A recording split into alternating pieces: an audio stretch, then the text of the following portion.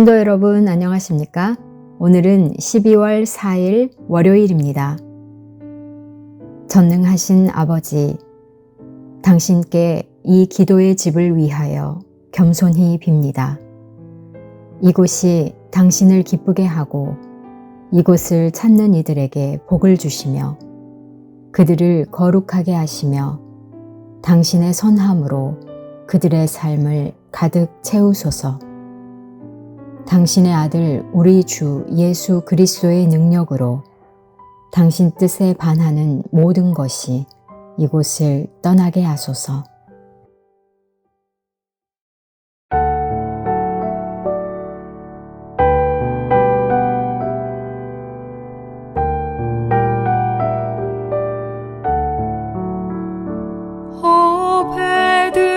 베들레헴 작은 골 너 잠들었느냐. 별들만 높이 빛나고 잠잠히 있으니 저 놀라운 빛 지금 캄캄한 이 밤에 온 하늘 두루 비춘 줄 너 어찌 모르나. 온 세상 모든 사람들 잠자는 동안에 평화의 왕이 세상에 탄생하셨도다. 저 새벽별이 홀로 그 일을 하는 듯 밤새껏 귀한 그 일을 말없이 지켰네.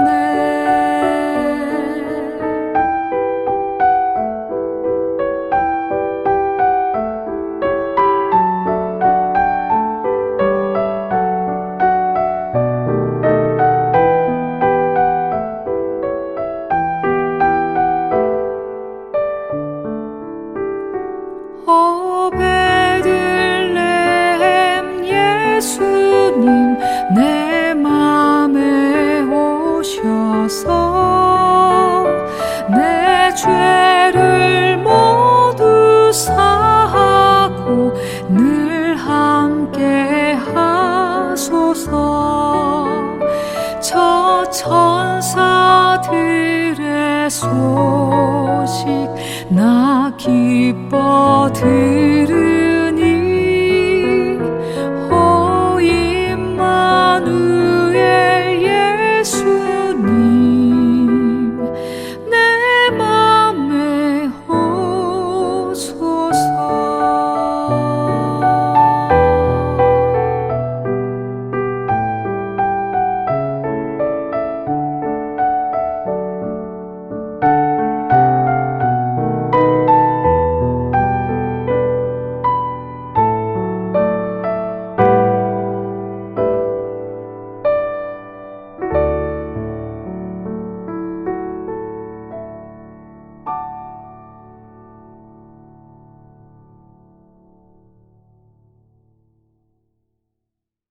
오늘의 말씀은 누가복음 1장 18절부터 25절 말씀입니다.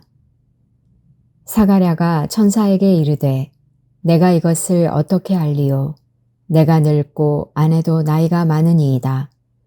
천사가 대답하여 이르되 나는 하나님 앞에 서 있는 가브리엘이라. 이 좋은 소식을 전하여 내게 말하라고 보내심을 받았노라. 보라, 이 일이 되는 날까지 내가 말 못하는 자가 되어 능히 말을 못하리니 이는 내가 내 말을 믿지 아니함이거니와 때가 이르면 내 말이 이루어지리라 하더라. 백성들이 사가랴를 기다리며 그가 성전 안에서 지체함을 이상히 여기더라. 그가 나와서 그들에게 말을 못하니 백성들이 그가 성전 안에서 환상을 본 줄 알았더라. 그가 몸짓으로 뜻을 표시하며 그냥 말 못하는 대로 있더니 그 직무의 날이 다 되매 집으로 돌아가니라. 이후에 그의 아내 엘리사벳이 잉태하고 5달 동안 숨어 있으며 이르되 주께서 나를 돌보시는 날에 사람들 앞에서 내 부끄러움을 없게 하시려고 이렇게 행하심이라 하더라. 사랑하는 덕신교회 성도 여러분, 12월 4일 월요일입니다. 우리는 대림절 첫 주를 맞이하며 우리에게 오실 예수 그리스도에 대한 소망과 기대감으로 이 시간들을 보내고 있습니다. 오늘 함께 읽은 말씀은 예수님이 탄생하기 이전에 먼저 탄생하였던 세례 요한의 탄생 이야기 예고에 대한 것입니다. 예수님의 탄생 6개월 이전에 먼저 탄생 예고를 받았던 사가랴와 엘리사벳의 이야기는 오직 이 누가복음에서만 저희가 만나볼 수 있습니다. 세례 요한의 탄생 이야기는 구약에서의 사무엘의 탄생 이야기와 비슷한 맥락을 가지고 있습니다. 이들은 바로 다음에 올 사람을 준비하는 사람으로 세워졌습니다. 하나님의 부르심을 받으며 사무엘은 이스라엘의 왕을 준비하는 사람으로 세례 요한은 예수 그리스도를 준비하는 사람으로 하나님의 부르심을 받았습니다. 신앙의 세계는 상식의 차원에서 설명할 수 없는 일들이 참 많습니다. 오늘 본문에서 사가랴는 아주 나이가 많았음에도 잉태할 수 있는 엘리사벳을 통하여 잉태할 수 있는 놀라운 기적을 경험하게 됩니다. 물론 사가랴가 이 일을 위하여서 하나님께 간구했습니다. 드디어 그 간구가 이루어졌던 날이었습니다. 천사가 나타나 사가랴에게 그 잉태되었다는 소식을 알려주게 되었습니다. 비록 내가 기도하고 간구했음에도 불구하고 사가랴는 믿을 수 없었습니다. 그래서 천사에게 내가 무엇으로 이것을 믿을 수 있겠습니까? 나도 나이가 많고 아내도 나이가 많습니다. 라고 질문하는 것을 볼 수 있습니다. 내가 기도했지만 나의 이해와 나의 상식 안에서 그 기도의 응답들이 이루어지지 않았을 때 우리는 굉장히 의아하기도 하고 두렵기도 합니다. 사가랴는 평소에 이 기도 제목을 가지고 하나님께 간구했었지만 간구가 이루어졌다는 응답을 들었을 때 매우 두렵고 믿지 못하였습니다. 하나님께서는 사가랴의 입을 다물게 하셔서 아이가 태어날 때까지 말을 할 수 없게 하셨습니다. 내 간구에 응답을 하신다면 내가 이해할 만한 방식으로 이루어질 것 같은데 그렇지 않았습니다. 과연 내 기도의 간구가 이루어진 것인지 아닌지 헷갈리기도 합니다. 오히려 사가랴의 입장에서는 말까지 못하게 되었으니 하나님의 응답으로 여길 수 있는지 하나님의 벌로 여겨야 하는지 고민되기도 합니다. 하나님의 응답의 방식, 하나님의 일하는 방식은 사가랴의 상식 안에 있지 않았습니다. 하나님의 응답은 상식을 넘어서 역사하시는 하나님의 시간과 하나님의 공간 안에서 이루어졌습니다. 우리는 전지전능하신 하나님을 고백하면서도 하나님의 그 전지전능하심이 나의 삶, 내가 이해할 수 있는 그 테두리 안에서 일어나야 우리는 이해한다고 생각합니다. 또한 그래야 하나님의 응답이 이루어졌구나 라고 우리는 알 수 있습니다. 응답을 받았지만 확신하며 감사하지 못하고 이 응답을 누리지 못하며 살아가기도 합니다. 하나님은 사가랴를 침묵 가운데 초대하셨습니다. 말로 설명되는 세계에 익숙한 우리는 우리를 침묵의 세계로 인도하시는 하나님을 만나게 됩니다. 우리의 언어는 신앙의 신비를 모두 담지는 못합니다. 그래서 시편 기자는 그 세계를 언어도 없고 말씀도 없으며 들리는 소리도 없다라고 표현하기도 합니다. 하나님께서는 이 사가랴에게 침묵의 시간을 주시며 하나님이 하시는 놀라운 신비를 볼 수 있는 길을 열어주셨습니다. 어느 시간이 흘러 엘리사벳을 통하여 하나님께서 천사를 통하여 말씀하셨던 것이 이루어진 것을 경험하고 나서 사가랴의 침묵은 멈출 수 있었습니다. 그리고 사가랴는 침묵의 의미를 그때야 비로소 깨달을 수 있었습니다. 하나님께서 나의 부끄러움을 없게 하시려고 라고 고백하는 것을 볼 수 있습니다. 침묵이 시작될 때 침묵하는 동안에는 이게 어떤 의미인지 하나님께서 어떤 일을 행하시는지 우리는 알 수 없기도 합니다. 그러나 그 침묵이 끝나고 하나님께서 하시는 일들을 보게 되었을 때에 우리는 비로소 그 침묵의 시간들이 어떤 의미와 무엇을 뜻하는 것인지 우리는 알 수 있는 것입니다. 우리는 기도하면서 응답을 경험하지 못하고 살아가기도 합니다. 나의 방식과 나의 생각과 다른 그 하나님의 일하는 방식을 알지 못한 채 나의 기준에서만 응답을 살피고 있지는 않습니까? 오히려 응답이 아니라 말 못하는 고통 속에서 하나님을 되려 원망할지도 모르겠습니다. 나의 말과 나의 생각을 멈추어 하나님의 일을 바라볼 수 있는 그 자리를 경험하기를 원합니다. 침묵하시는 중에도 일하시는 하나님을 향한 굳건한 신뢰를 가지고 오늘 하루를 살아가기를 소망해 봅니다. 다시 한번 누가복음 1장 18절에서 25절을 봉독하겠습니다. 사가랴가 천사에게 이르되 내가 이것을 어떻게 알리요? 내가 늙고 아내도 나이가 많으니이다. 천사가 대답하여 이르되 나는 하나님 앞에 서 있는 가브리엘이라. 이 좋은 소식을 전하여 내게 말하라고 보냈음을 받았노라. 보라, 이 일이 되는 날까지 내가 말 못하는 자가 되어 능히 말을 못하리니 이는 내가 내 말을 믿지 아니함이거니와 때가 이르면 내 말이 이루어지리라 하더라. 백성들이 사가랴를 기다리며 그가 성전 안에서 지체함을 이상히 여기더라. 그가 나와서 그들에게 말을 못하니 백성들이 그가 성전 안에서 환상을 본 줄 알았더라. 그가 몸짓으로 뜻을 표시하며 그냥 말 못하는 대로 있더니 그 직무의 날이 다 되매 집으로 돌아가니라. 이후에 그의 아내 엘리사벳이 잉태하고 5달 동안 숨어 있으며 이르되 주께서 나를 돌보시는 날에 사람들 앞에서 내 부끄러움을 없게 하시려고 이렇게 행하심이라 하더라. 아멘. 함께 기도하겠습니다. 사랑의 주님, 나의 작은 경험과 이해의 지경 가운데 하나님의 일을 가두며 이해하려 했던 저를 용서하여 주시옵소서. 이 눈에 아무 증거 보이지 않아도 믿음만을 가지고 이 믿음의 길을 걸어갈 수 있도록 인도하여 주시옵소서. 침묵의 시간을 소망으로 인내하며 마침내 하나님의 뜻을 이해하고 하나님이 하시는 일을 바라보는 신앙인이 되게 하옵소서. 예수님 이름으로 기도합니다. 아멘.